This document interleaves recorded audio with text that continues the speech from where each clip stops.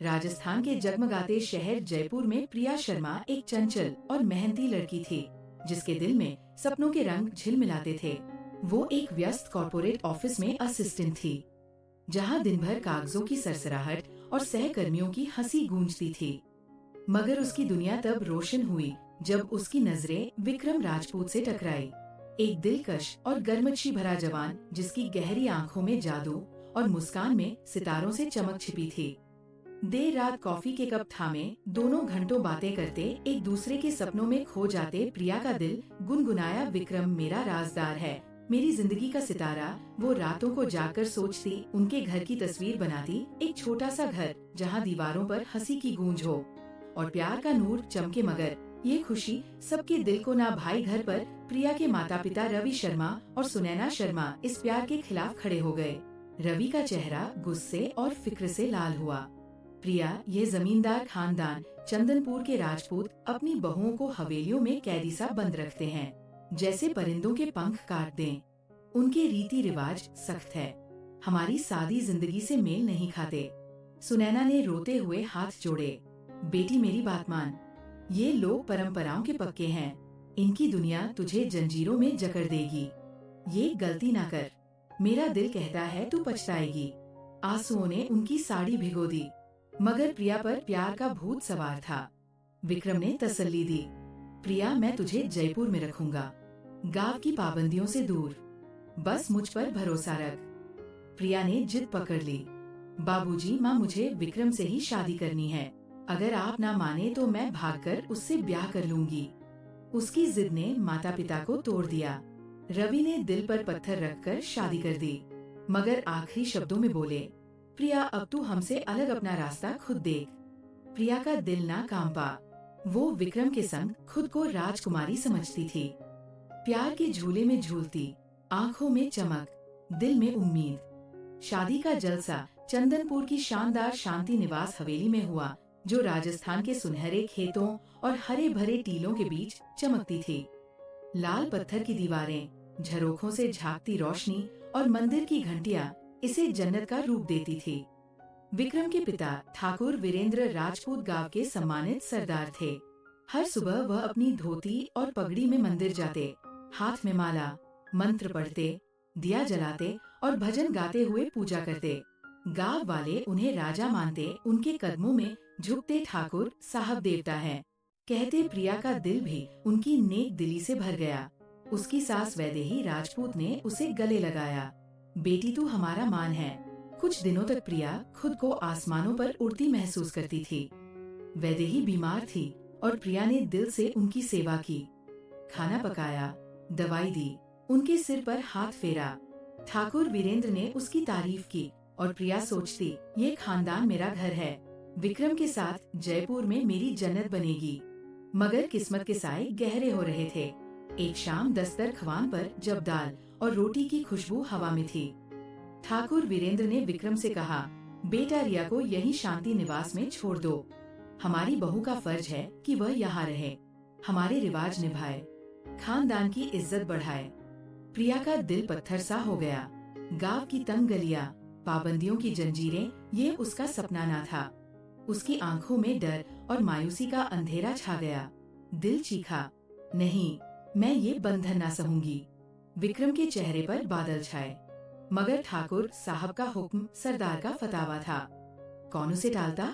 विक्रम चुपचाप जयपुर लौट गया और प्रिया शांति निवास में अकेली रह गई।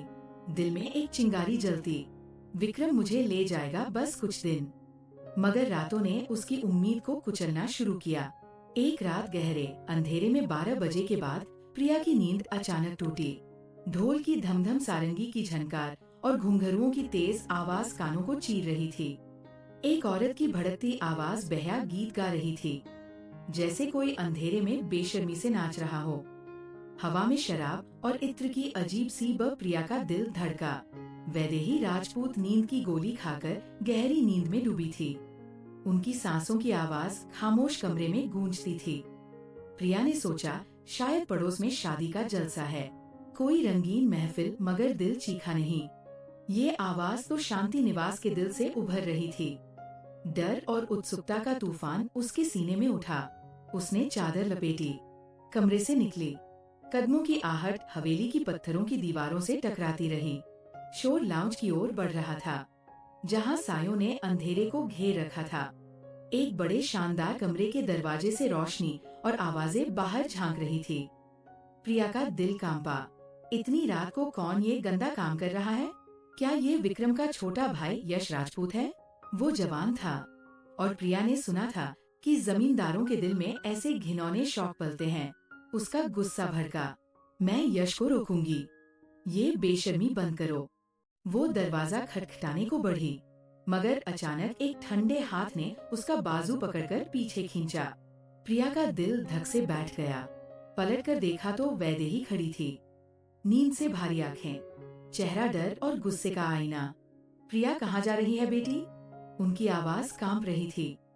प्रिया ने गुस्से से कहा, माँ जी, यश ने ये शोर मचाया है, बेहया गानों का संगीत। मैं इसे बंद करवाऊंगी। मेरा दिल बेचैन है, नींद कहाँ आएगी? वैदेही का चेहरा सख्त हुआ, आंखों में अजीब साया चमका। चल मेरे कमरे, अभी उन्होंने धमकाया।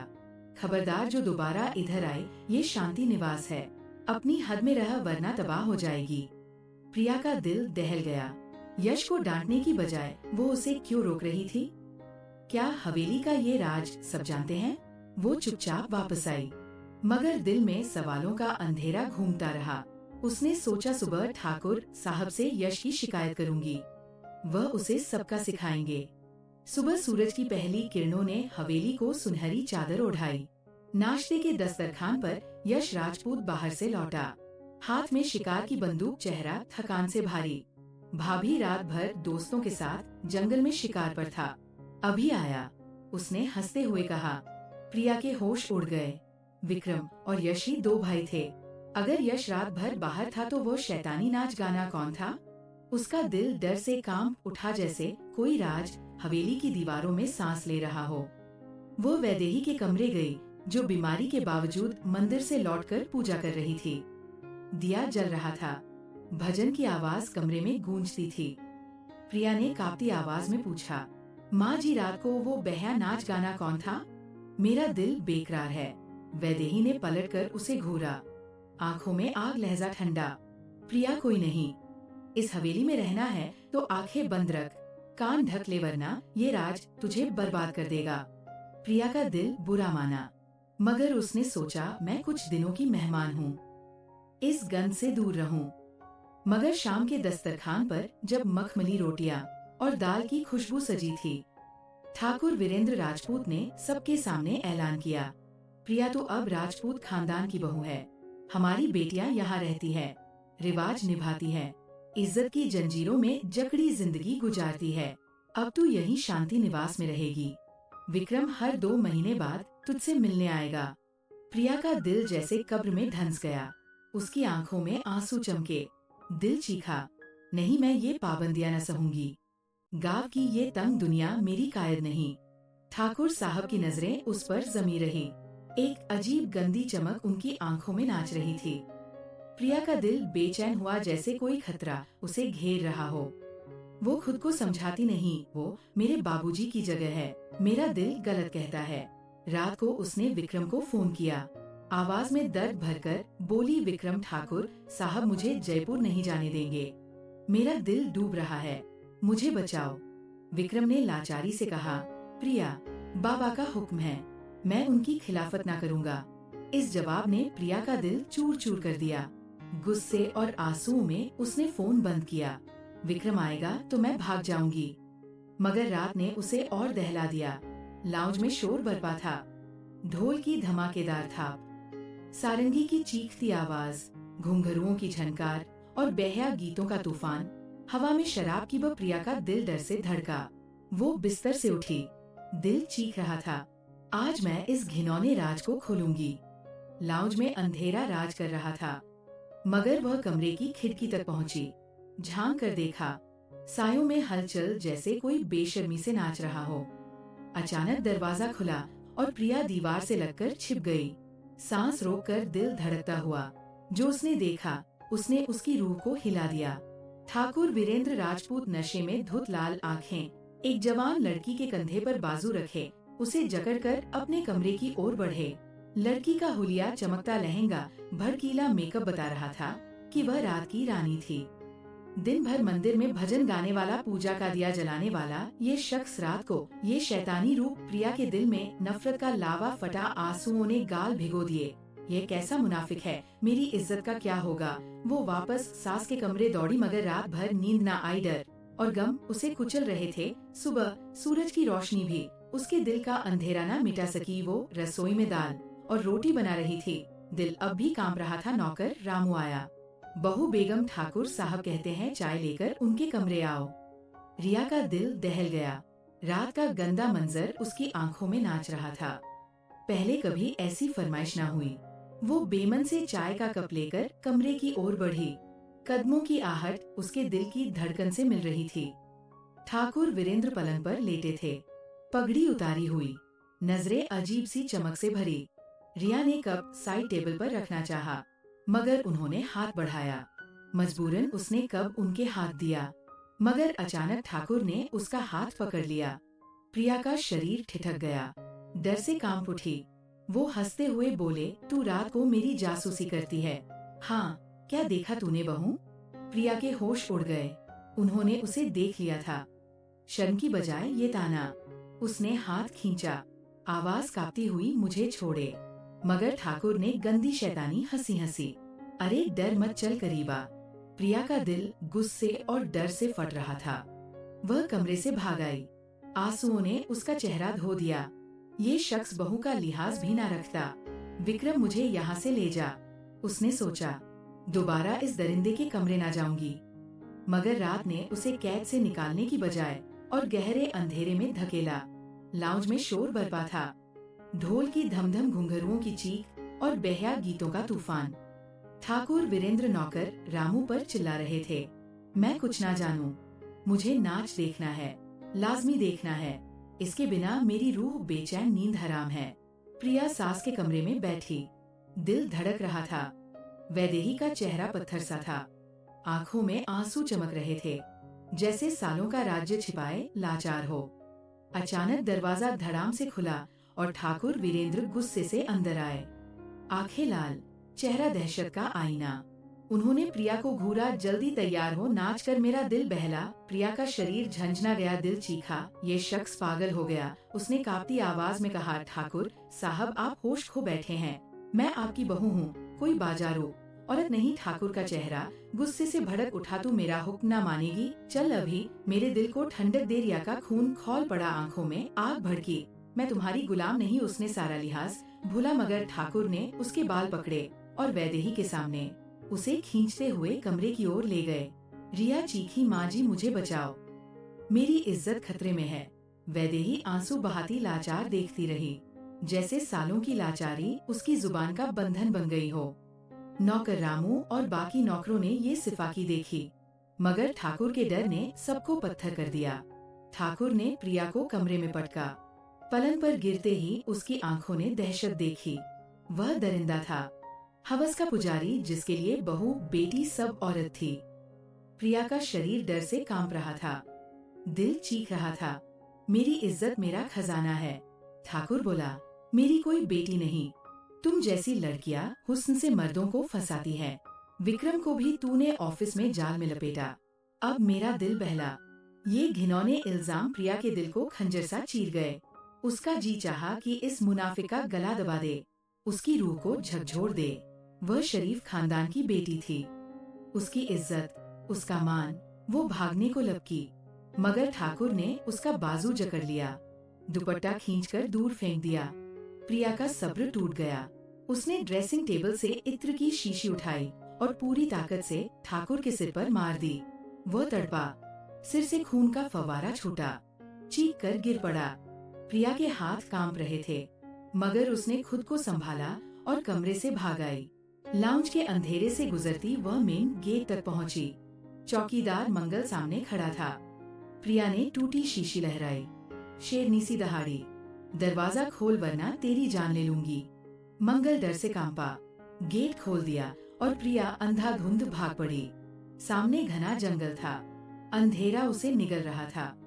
वो भागती रही, टहनियाँ उसके हाथ पैर छीलती खून रिस रहा था।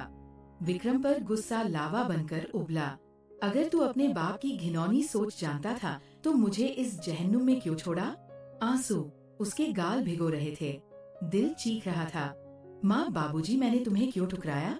घंटों भागने के बाद पैर शिथिल हो गए, सांस फूल रही थी, गला कांटों सा सूख गया। वह एक बड़े पीपल के पेड़ के साए में रुकी, टेक लगाकर बैठ गई। हवा में जंगली जानवरों की आवाजें गूंज रही थी, मगर उसका दिल अपनी इज्जत के जख्म से ज्यादा दर्द सह रहा था। थकान ने उसे घेर लिया, आंखें बंद हुई और वो नींद के हवाले हो गई, जैसे दुनिया से भागना चाहती हो। सुबह सूरज की किरणों के साथ गोली की आवाज ने उसे जगाया। पुलिस इंस्पेक्टर राजवीर सिंह सामने खड़ा था, हवा में फायर करके उसे डराया। प्रिया का दिल उछल पड़ा, ये मेरी मदद करेगा। वो उठी, कांपती आवाज में सारी कहानी सुनाई। ठाकुर की सिफाकी, उसकी घिनौनी हरकत और अपना बचाव। राजवीर ने उसे सिर से पांव घूरा, चेहरा सख्त। चल थाने। प्रिया उम्मीद से उसके साथ चली। मुझे जयपुर भेज दो, माँ बाप के पास जाना है, मेरी रूह मर रही है। राजवीर ने सिर हिलाया, मगर थाने पहुंचकर उसे एक दंग बदबूदार जेल में बंद कर दिया। तू ठाकुर साहब के खिलाफ रिपोर्ट करेगी, वो धमकाया। वो हमारे राजा है, हम उनके गुलाम। अभी उन्हें बुलाता हूँ। प्रिया के पांव तले जमीन निकल गई, दिल डर से कांप उठा। उसने राजवीर के सामने हाथ जोड़े, मुझे इस दरिंदे के हवाले ना करो, मेरी इज्जत बचाओ। आंसू उसके चेहरे पर मोती बनकर गिर रहे थे, मगर राजवीर का दिल पत्थर था। रात के अंधेरे में वो इंस्पेक्टर जेल में दाखिल हुआ। रिया ने चीख कर मिन्नत की, मुझे जाने दो, मेरी माँ की दुआएं मुझे बचाएंगी। मगर उस दरिंदे ने उसकी इज्जत को पामाल कर दिया। प्रिया की चीखें और सिसकियां उस तंग कोठरी में गूंजती रही, मगर रहम का नामो निशान न था। उसने मुकाबला किया, हाथ पैर मारे, मगर वो वैशी उसे थप्पड़ों और मुक्कों से कुचलता रहा। सुबह उसे जंजीरों में जकड़ दिया, चेहरे पर नीले निशान, होठ से खून रिस रहा था, बाल बिखरे, शरीर जख्मों से चूर। वो घुटनों में मुंह छिपाए रोती रही, काश मैंने बाबूजी की बात मानी होती। माँ के आंसू मेरी हिफाजत थे, घर से सुरक्षित कोई जगह नहीं। उस पर ठाकुर वीरेंद्र के कत्ल का इल्जाम लगा। वो शीशी के वार से मर चुका था। अदालत ने फांसी की सजा सुनाई, जेल उसका जहन्नुम बन गई। वो हिफाजत करने वाले जो पुलिस की वर्दी में थे, रात के अंधेरे में उसकी कोठरी में आते, अपनी हवस मिटा दे। प्रिया की चीखें दीवारों से टकराती, मगर कानून अंधा था, बिक चुका था। विक्रम ने पलट कर ना देखा, जैसे उसका प्यार कभी था ही नहीं। प्रिया रो रो कर सोचती, माँ की आह लग गई, उनके आंसू मेरी सजा बन गए। काश हम लड़कियाँ 4 दिन के प्यार के लिए माँ बाप की बरसों की मोहब्बत ना भूलें। उनसे बड़ा कोई सच्चा नहीं। उनकी दुआएं हमारी ढाल है। वह जंजीरों में जकड़ी फांसी के दिन का इंतजार करती, दिल में पछतावा, आंखों में आंसू और रूह में एक सच्ची चीख, काश मैं घर वापस लौट जाती।